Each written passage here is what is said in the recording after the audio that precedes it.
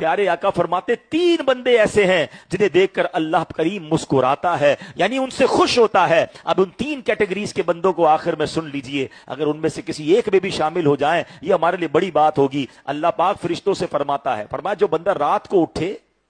بستر چھوڑے،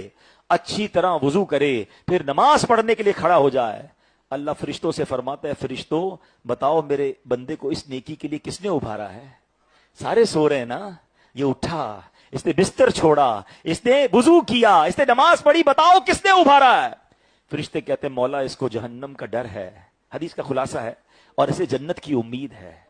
خوف ہے جہنم میں نہ چلا جاؤں، اور امید یہ ہے کہ شاید اللہ راضی ہو جائے گا تو جنت مل جائے گی۔ اللہ فرماتا ہے فرشتوں گواہ ہو جاؤ، جس چیز سے یہ ڈرتا ہے میں نے اپنے بندے کو اس سے امن بخشا، اور جس کی امید رکھتا ہے یعنی جنت کی، میں نے اس پر جنت واجب کر دی ہے۔ یہ اکیلے میں اٹھ کر ہے، ساری دنیا سوئے اور بندہ اللہ کو راضی کرنے اکیلے کھڑا ہو، یہ اللہ کو بہت پسند ہے۔ کبھی کبھی ایسی راتیں گزارنی چاہیے، میں جانوں میرا رب جانے، سب کو بتا کر نہیں۔ ہمارا ایک پرابلم ہے، ہم انڈیویجول عبادت کے عادی نہیں بچے، ہم اجتماعی بیان سن لیں گے، یہ بھی اچھی بات ہے، صلاۃ و تسبیح جماعت سے ہو گئی، بہت اچھی بات ہے، مگر کبھی کبھی اکیلے میں مجھے میرے گھر والوں کو بھی پتا نہ چلے، ایسا بھی کرنا چاہیے، بس چپ چاپ اٹھیں، جا نماز بچھائیں، بس میں جانوں میرا رب جانے، اس سے باتیں کریں، دعائیں کریں، آنسو بہائیں، معافی مانگیں،